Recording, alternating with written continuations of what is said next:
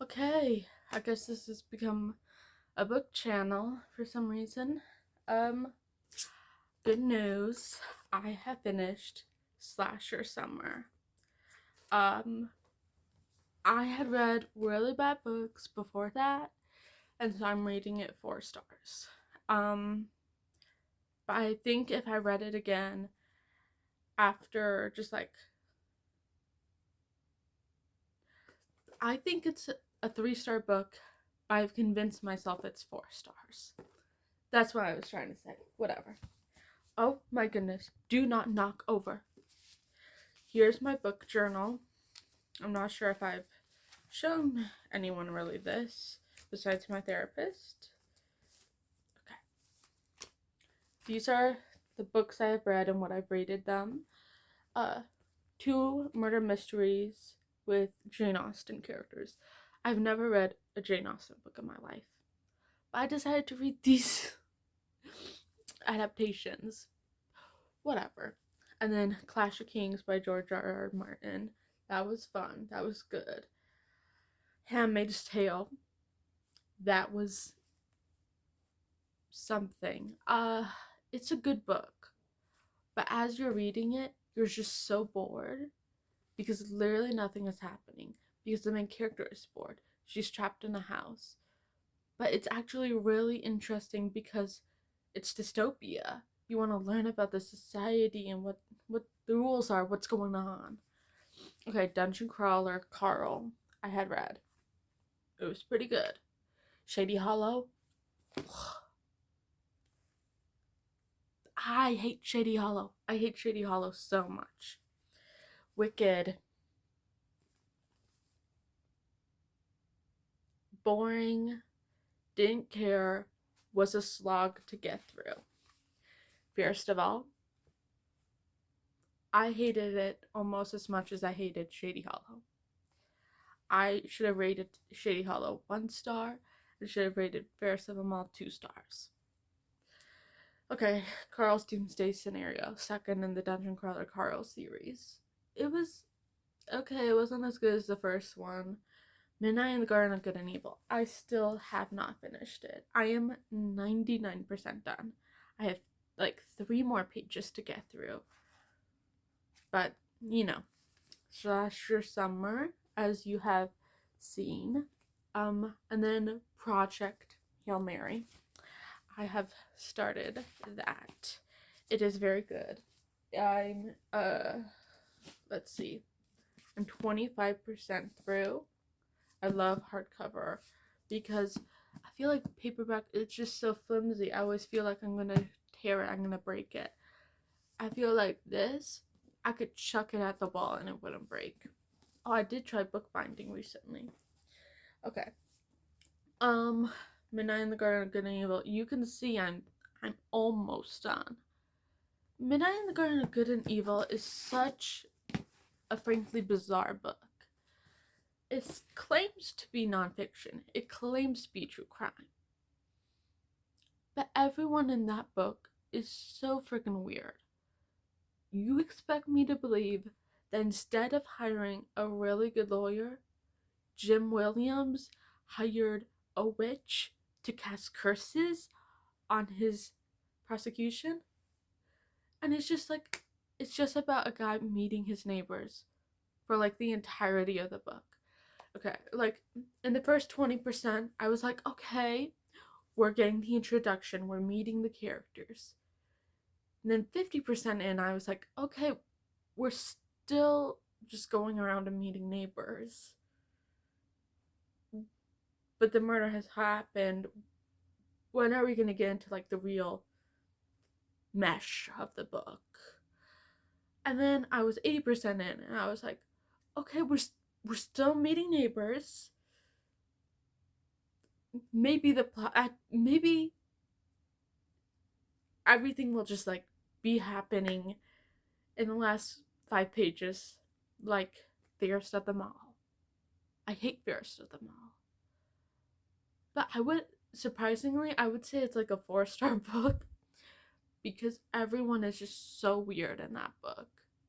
If you like Twin Peaks, because everyone in that show is so freaking weird.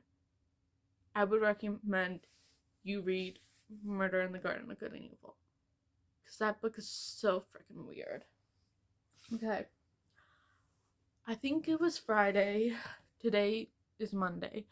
It was Friday. I had to get yarn from Craft Warehouse, got the yarn, and then I was like, let's go to Barnes & Noble. I'm not going to buy any books because I think I have 1, 2, 3, 4, 5, 6, 7, 8, 9, 10, 11, 12, 13, 14, 15, 16, 17, 18. I have 18 books in my room. And I don't need any more books. I frankly have too many. And I need to read through most of my books. I walked out of the store having bought 3 books.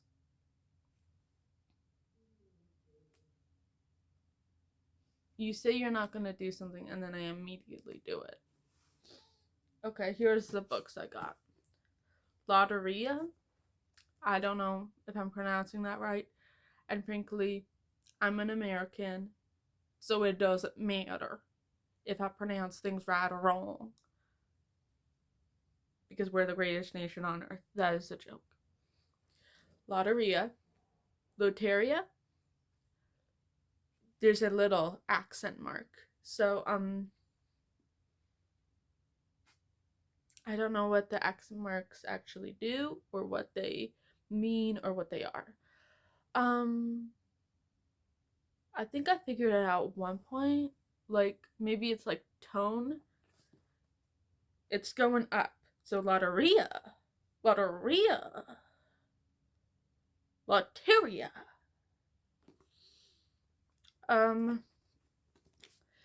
Oh, Bram Stoker Award winner. You can't read that because it's backwards. Oh, fucking. Oh. What is up with me and just randomly starting singing? I'm gonna get copyright claimed. The song I was about to sing is called Run. I think Rabbit Run or Run Rabbit. Oh, forgive me, Lord. Oh, I'm a good girl. I never heard a fly, but I got walls to climb. Okay. The reviews say a short, sharp hit of horror and magic. Pelayo is an award-winning poet. I do not like poetry. This is going to be interesting. So Cynthia Pelayo, maybe I'm pronouncing this right, maybe I'm not, is a Bram Stoker Award International Latino Book Award-winning author. Her novels include Children of Chicago and The Shoemaker's Magician. I gotta check those out. If I like this book, I'll check those out. Loteria.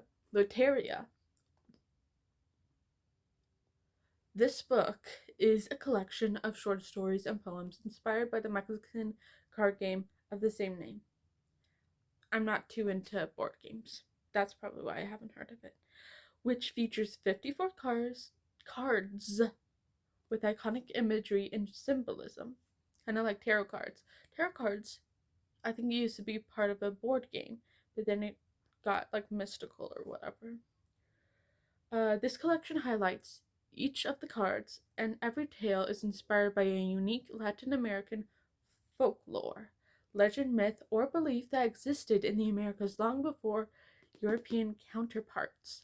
The stories explore the quiet and uncanny and sometimes gruesome and grim, provide a glimpse into the rich history and fairy tales and folk stories from across a number of Latin American countries and communities.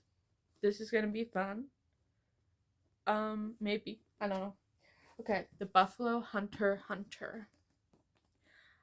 I have been meaning to pick this one up for a while. I love Native Americans, especially stories, history. I think the mythology is so interesting. One of my favorite games is Until Dawn. And Until Dawn faces like a Native American monster, and it's very interesting. It's very fun. It's kind of well, it's not 20 years old, so it's not vintage, but it's halfway there to being vintage because it's 11 years old.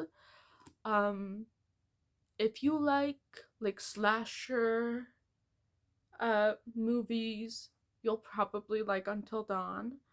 Um, I will say some aspects of it, like mental health, the it's not fully updated to the times, but because like I remember there's one scene where someone calls another person a psychopath, but that's not a correct term.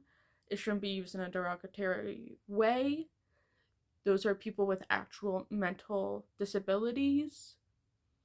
Yes, they might not be kind. Some of them have done bad actions, but one a few rotten apples don't make the entire batch of apples.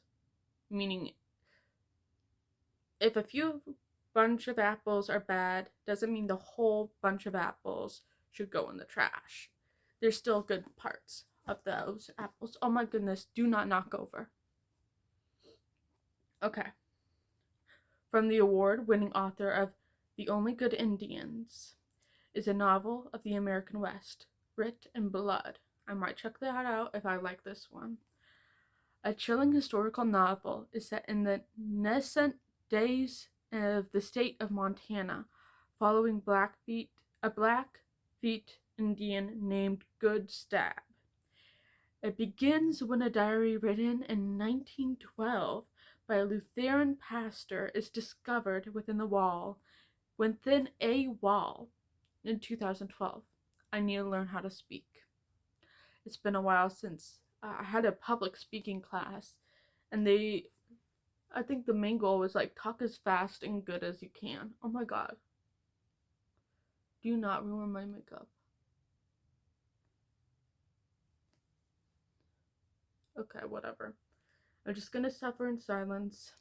What it unveils is a slow massacre near. Oh my god. Give me a moment. Okay.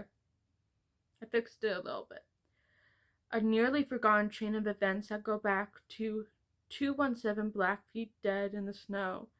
217 Blackfeet dead in the snow. For some reason, I thought it was going to be an address.